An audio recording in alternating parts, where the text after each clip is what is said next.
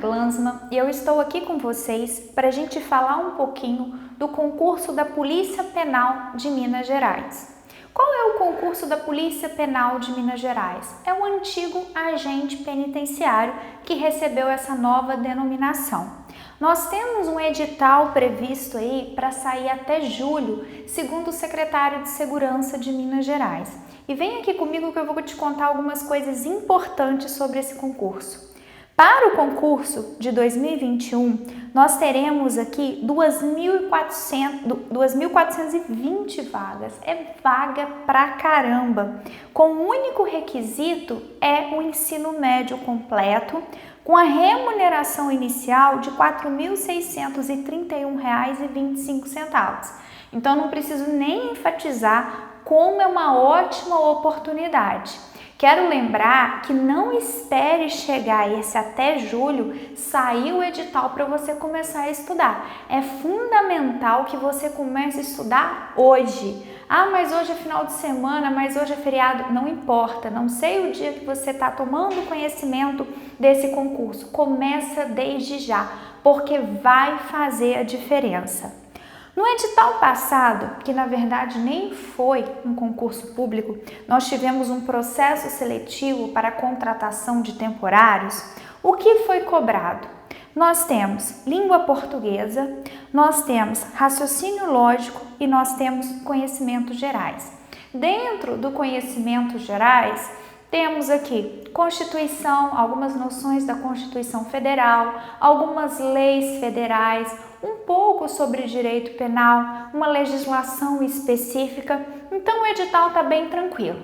Não quer dizer que esse edital vá se reproduzir, até porque, como eu estou dizendo aqui, o último foi um processo seletivo. Agora não, nós teremos um concurso público sim. Mas algumas matérias, com certeza, vão constar nesse seu novo edital. E é sobre essas matérias que você já tem que começar a sua preparação desde já.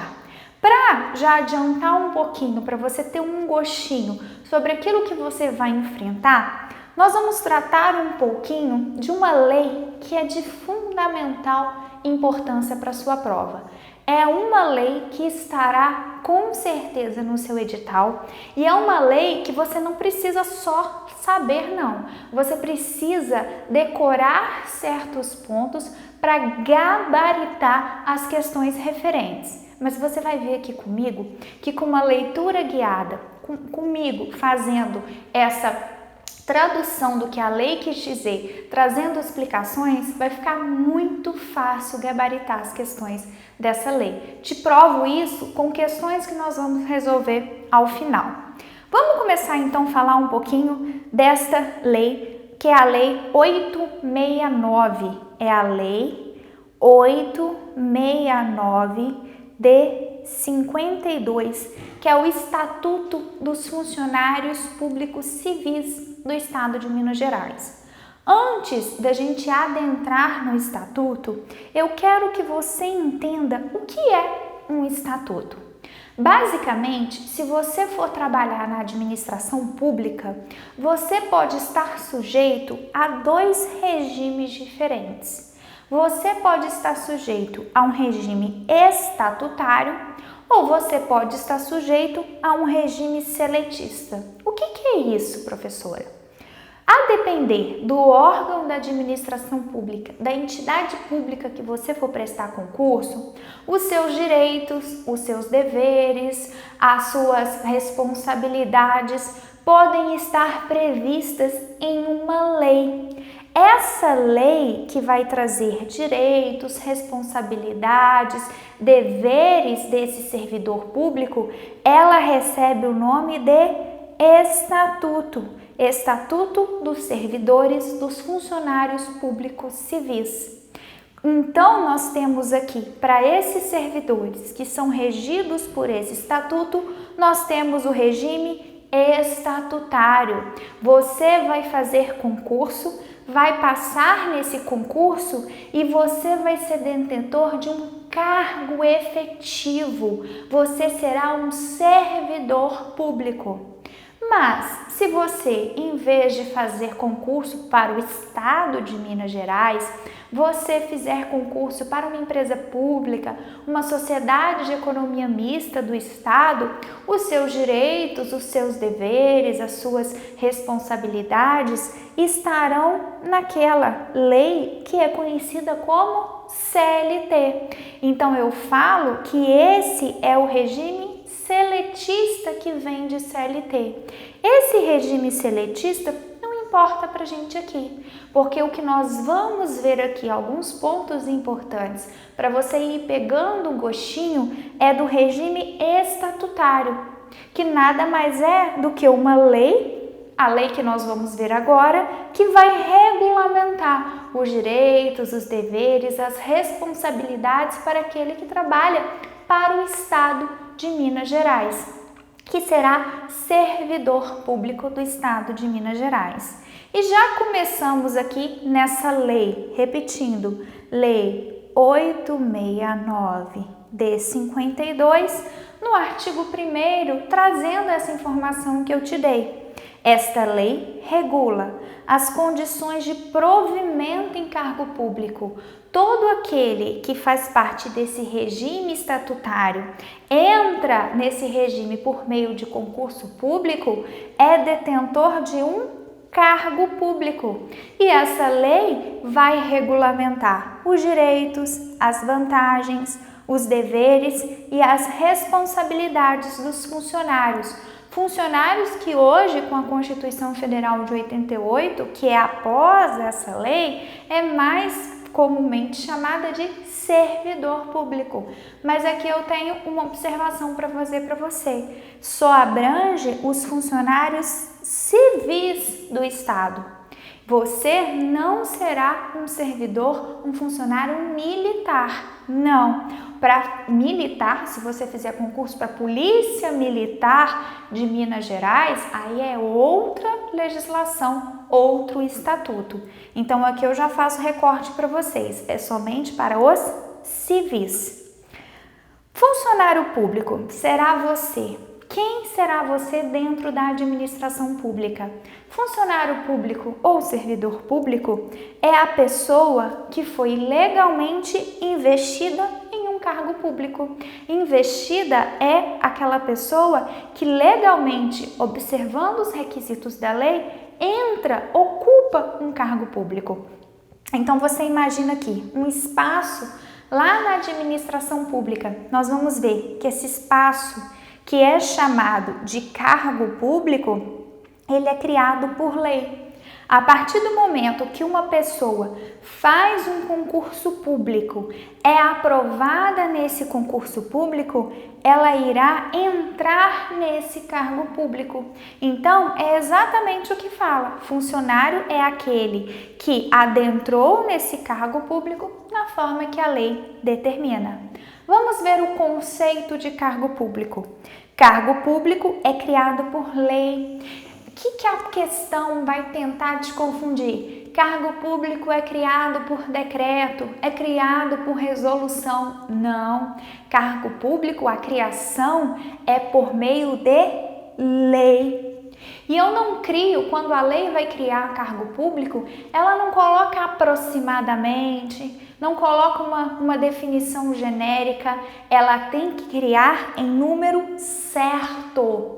Todos os cargos públicos têm nome. O seu cargo público vai ser de agente dessa polícia penal. Ele possui, então, denominação própria. E de onde vem o dinheiro que vai bancar o funcionário que ocupa esse cargo público? É dinheiro público. Se é um cargo público estadual, esse dinheiro vai vir dos cofres do Estado. Muito importante isso daqui. Esses cargos públicos, quais são as formas de eu poder vir ocupar esse cargo público? Há diversas formas de eu colocar meu pezinho dentro de um cargo público.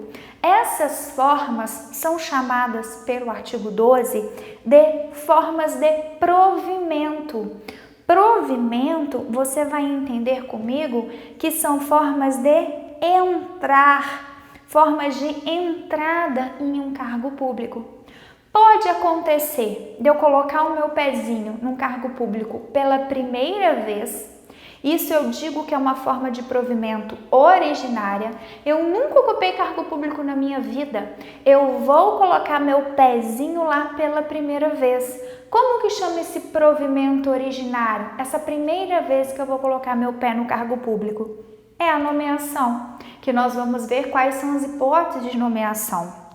Pode acontecer de eu ocupar um cargo público numa escala inferior, imagina uma escadinha, e ser promovida e passar para um cargo público num degrau superior. Eu estou também entrando em um cargo público, mas não é uma forma originária, porque eu já pertenci a um cargo público que vai ser a promoção.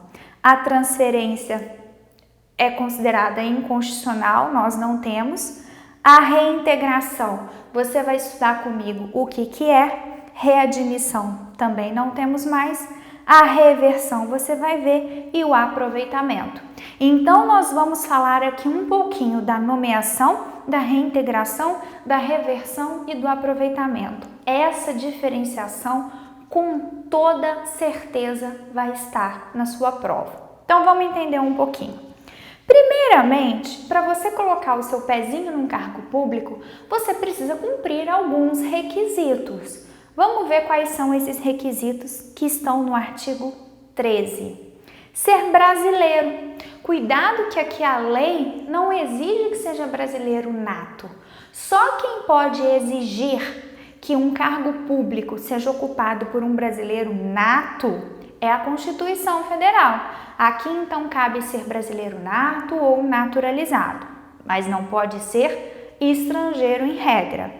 Ter completado 18 anos de idade, haver cumprido as obrigações militares, estar em gozo dos direitos políticos, então você não pode ter uma condenação criminal, por exemplo, não pode estar naquelas hipóteses que você terá a suspensão ou a perda dos seus direitos políticos.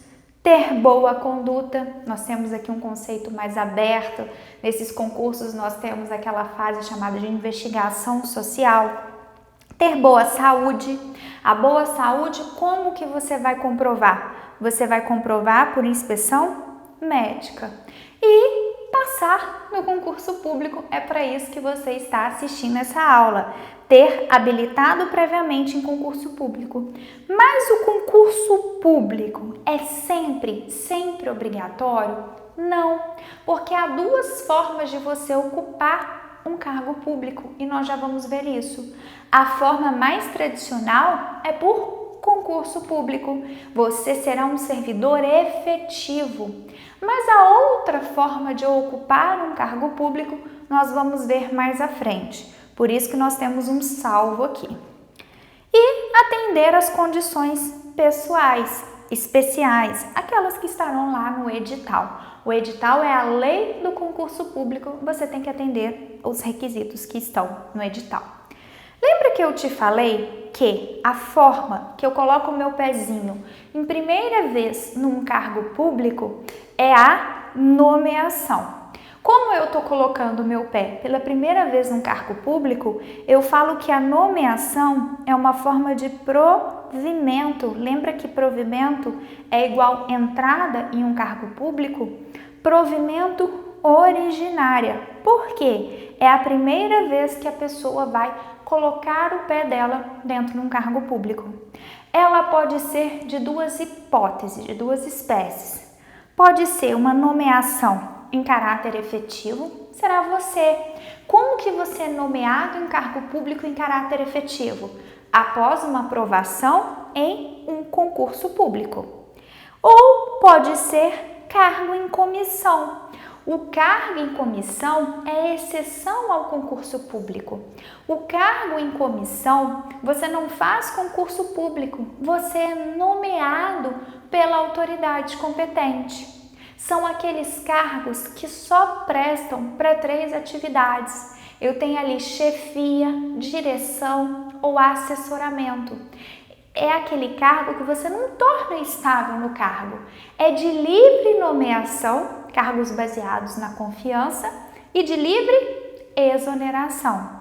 Para a gente, não importa esse comissão, para você importa é entrar em um cargo efetivo por meio de uma aprovação em um concurso público. Vamos lá, você vai passar no concurso público e esse concurso público ele tem um prazo de validade. E onde está o prazo de validade desse concurso público? Vai estar no seu edital. Só que um concurso público não pode valer por prazo indeterminado.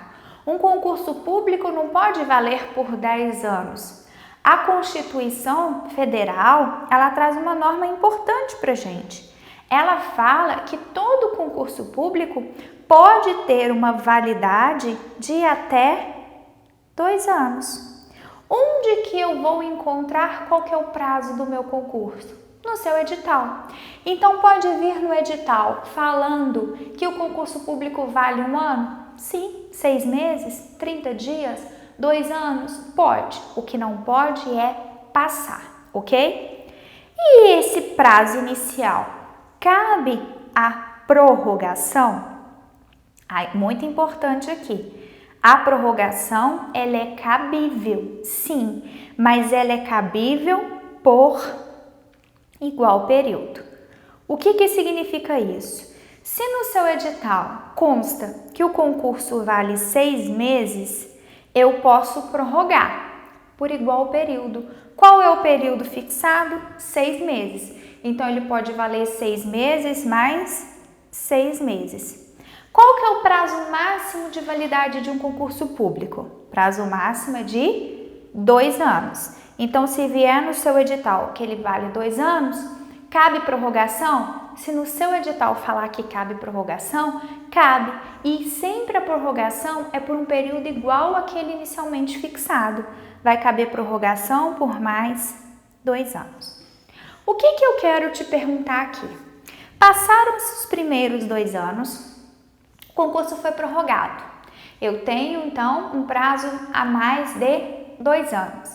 Após esses 4 anos, que é o prazo máximo que eu tenho aqui, posso chamar um candidato que foi habilitado naquele concurso? Não. Após o prazo de validade, não tem como nomear mais ninguém, ainda que haja aprovados. É isso que consta no artigo 15. É vedada a nomeação de candidato habilitado em concurso após a expiração do prazo de validade. E onde constará esse prazo de validade? No edital do concurso público, ok? Bom, vamos falar então um pouquinho daquela nomeação, que é a forma de provimento originária. Fala no artigo 16, a primeira investidura, a primeira vez que eu coloco o meu pezinho num cargo público, é o quê? Feita pela nomeação, mas é mediante um concurso, sendo que eu preciso antes passar por uma inspeção de saúde. Os concursos serão sempre de provas, mas eu posso ter também uma análise de títulos? Posso, mas cuidado com a Constituição Federal fala. O concurso, ele pode ser só de provas ou ele pode ser de provas e títulos. O que eu não posso ter é um concurso que só exija títulos. Cuidado com isso, tá bom? Bom, você passa num concurso público. Ao passar num concurso público, você será nomeado. Da nomeação nesse concurso público, que será publicada lá no Diário Oficial do Estado, você tem um prazo. Esse prazo é para você tomar posse. Posse é quando você vai lá na administração pública assinar o seu termo de posse. Você vai lá, quando muitos servidores publicam aquela fotinho assinando, é ali que você está investindo naquele cargo público. Depois você terá um prazo para começar a trabalhar efetivamente, colocar a mão na massa, que é o prazo de você entrar em exercício. Pois bem, você passará por um período de experiência para ver se você realmente serve para o serviço público. Porque se você não servir, tem quem sirva, tem muita gente interessada. E esse período de experiência, de avaliação que você vai passar, é chamado de estágio probatório. Só que nós temos um problema aqui. No artigo 23 dessa lei, fala que o estágio probatório, ele dura 2 anos de efetivo exercício daquele que foi nomeado em virtude de concurso público, daquele que foi nomeado para quê? Para cargo público de provimento efetivo. Quem é nomeado para o cargo em comissão, que é exceção, não tem estágio probatório nenhum, ele pode ser exonerado a qualquer momento. Se você passar nesse estágio probatório, que eu falo que você será um servidor estável. Você pode ser mandado embora do serviço público? Pode, mas somente nos casos que estão previstos na Constituição Federal e na lei. Não quer dizer que você é um servidor estável e você nunca pode ser mandado embora. Mentira, você pode, você vai estudar isso no curso, mas só nas hipóteses previstas na Constituição Federal. A dúvida é, qual que é o prazo do estágio probatório? Apesar da sua lei trazer que esse prazo é de 2 anos, você vai ignorar. Por quê? Essa lei ela é anterior à Constituição Federal. A própria Constituição Federal, que é de 1988, foi modificada em 1998, 10 anos depois, para alargar esse período de estágio probatório. Então, o que vale hoje? O que vale é que esse período que você será avaliado, esse período de experiência é de 3 anos. Muito importante isso. E nesse período você será avaliado. O que vão avaliar? O que vão observar em você? Uma idoneidade moral. Se você é gente boa. Assiduidade. Se você não vai ao serviço, você não falta sem um motivo justificado. Se você tem disciplina ou se você é eficiente. É óbvio que eles vão avaliar mais coisa, só que a sua prova ela vai cortar e colar o que está na lei. Então aqui são quatro elementos que serão analisados. Só que você viu comigo naquele artigo que a nomeação não é a única forma de eu colocar meu pezinho no cargo público. Há outras formas de eu colocar meu pé em cargo público. A nomeação é a forma que eu coloco meu pezinho no cargo público pela primeira vez. Então, é uma forma de provimento originária. Mas há outras formas que eu coloco meu pé no cargo público porque eu retorno a um cargo público que eu ocupava. E essa diferença despenca em prova, vamos estudar. Nós temos a reintegração. Imagine você ocupa um cargo público, você é um servidor estável, você pode ser mandado embora? Pode, lá naquelas formas da Constituição Federal. Se você cometer uma infração administrativa, você pode responder a um processo administrativo disciplinar, ao PAD, e a pena, a depender da infração cometida, pode ser a pena de demissão. Rua. Também essa pena de demissão pode ser aplicada lá no processo judicial, com uma decisão judicial que ela torna definitiva. O que é isso? É a sentença transitada em julgado. É aquela decisão que não cabe mais recurso. Ela se tornou definitiva. Ainda há outras formas de você perder, mas isso é para outra aula, outro capítulo, ok? Então imagine que você cometeu uma infração administrativa, você foi investigado, você respondeu a um processo administrativo disciplinar e foi-lhe aplicada a pena de demissão. Você saiu do serviço público. Só que você consegue comprovar, ou na justiça, ou até dentro da administração pública, que aquela pena ela foi errada, ela foi injusta. Não era a pena de demissão que você deveria ter sofrido, ou uma pena mais leve, ou nem deveria ter sofrido pena nenhuma. Então, você busca e consegue a anulação dessa demissão. Se a demissão ela é nula, o que vai acontecer comigo? Eu vou voltar ao cargo de onde eu nunca deveria ter saído. Eu vou colocar o meu pé de novo naquele cargo público que eu já ocupei. E é exatamente isso que é a reintegração. É o retorno daquele servidor que foi demitido, ele conseguiu a anulação dessa demissão e retorna ao cargo público. Isso chama reintegração. Ele vai retornar, em regra, ao mesmo cargo público de onde ele nunca deveria ter saído. Vamos olhar aqui comigo. A reintegração, que pode ser tanto de uma decisão da administração ou por uma decisão judicial, mas aquela decisão judicial que já se tornou definitiva, que não cabe mais recurso, isso é chamada de passada em julgado ou decisão judicial transitada em julgado, é a mesma coisa.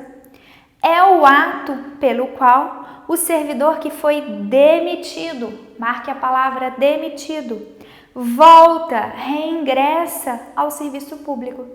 Se ele ficou 10 anos demitido injustamente, quando ele voltar, ele vai ter direito de receber tudo aquilo que ele deixou de receber durante os 10 anos. Por isso, ele terá direito ao ressarcimento de todos os prejuízos decorrentes do seu afastamento.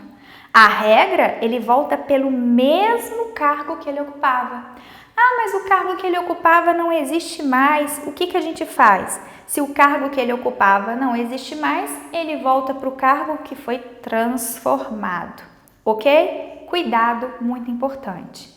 Nós temos aqui outras regrinhas da reintegração. Mas vamos ver o que é a reversão. Reintegração, reversão. A prova gosta de trocar.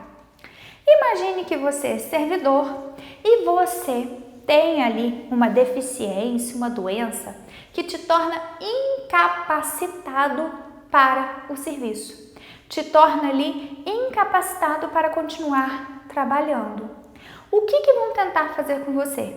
Vão tentar primeiro te readaptar, colocar num serviço compatível com a sua limitação. Se não for possível, você será aposentado por invalidez. Imagine que uns anos depois você venha a se recuperar. Nesse caso, que não existem mais os motivos que deram ensejo à sua aposentadoria por invalidez, você não vai continuar aposentado. A administração vai te chamar de volta. E o retorno do servidor aposentado é o retorno. Então, eu não estou colocando o meu pé pela primeira vez no cargo público, eu estou retornando. O retorno daquele servidor que foi aposentado, porque não há mais hoje os requisitos que dariam motivo àquela aposentadoria, se chama reversão. E é exatamente o que fala no artigo 54. Reversão é o ato pelo qual o aposentado, reintegração é o ato pelo qual o demitido, reversão é o ato pelo qual o aposentado, você tem que fazer essa associação, reingressa no serviço público após verificação em processo que não subsistem, que não existem mais aqueles motivos que foram determinantes da sua aposentadoria. Eu posso voltar ou porque a administração descobre que eu já estou ótimo e me manda voltar, aí a gente fala que a reversão foi de ofício, a administração mandou, ou porque eu pedi, a pedido. Você vai ver como é importante saber diferenciar. E o aproveitamento? O que é o aproveitamento? Imagina que você ocupa um cargo público, você está lá no cargo público.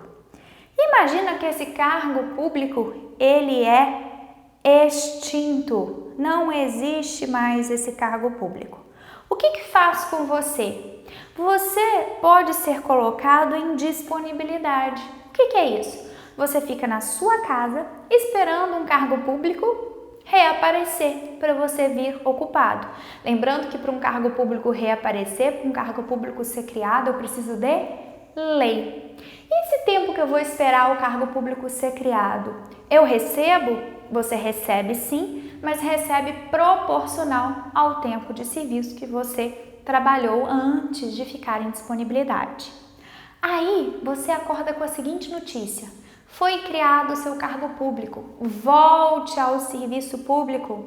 Esse retorno do servidor que estava em disponibilidade chama aproveitamento. Então vamos lá, o retorno daquele que foi demitido, porque uma decisão administrativa ou uma sentença judicial transitada em julgado mandou ele voltar, chama reintegração. O retorno daquele servidor que foi aposentado, porque não existem mais os motivos que determinaram a sua aposentadoria, chama reversão. E o retorno daquele servidor que estava em disponibilidade chama aproveitamento. E a forma de provimento, que eu coloco o meu pezinho pela primeira vez no cargo público, chama-se nomeação. Vamos fazer aqui 4 questões para você ver como que isso cai em prova. Letrinha de lei. Mas, sem dúvida, entender é muito mais fácil do que decorar. Vamos lá. De acordo com a Lei Estadual 869, o ato pelo qual o servidor aposentado, marca aqui, reingressa ao serviço público após verificação em processo administrativo de que não subsistem mais os motivos que determinaram a aposentadoria, como que chama o retorno do servidor aposentado? Chama-se reversão, viu? Não tem como errar. 2.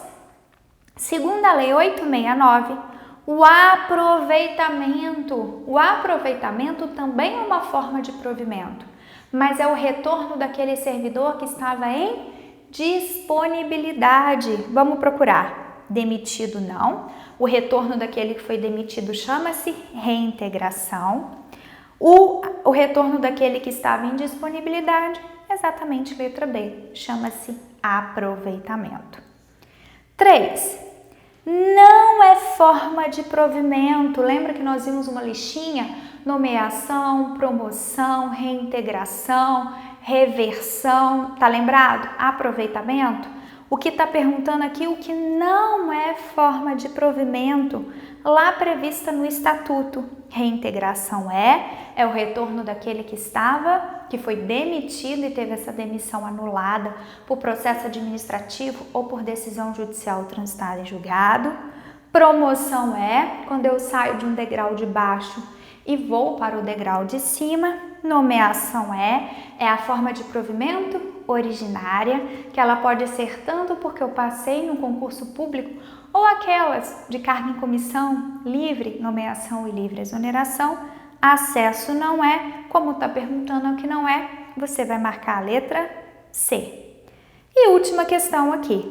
Conforme a Lei 869, no período de estágio probatório, que você já sabe que são 3 anos e não 2, como a lei fala, quais são os requisitos que não serão apurados? Lembra que você viu 4 requisitos comigo?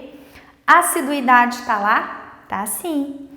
Ardilosidade? Não, isso não tá lá não. Eficiência tá, disciplina tá. Tá perguntando o que não está, então letra B. Tá aqui o gabarito para você. Nossa, Renata, é assim que cai a letrinha da lei? É. Só que se você for ler essa lei sozinha em casa, como o seu edital, você vai ter dificuldade, porque você não vai entender na prática como significa. E é isso que eu tentei aqui fazer para você, traduzir, tornar mais compreensível com exemplos práticos daquilo que a lei quis dizer. E você viu que você entendendo não tem como errar. Por isso que eu te falo, não deixa para estudar quando o edital sair. Comece hoje, não importa se hoje, o dia que você está vendo esse vídeo, sábado, domingo, feriado, comece já, porque isso vai fazer a diferença. Desejo a todos um excelente estudo. Até mais!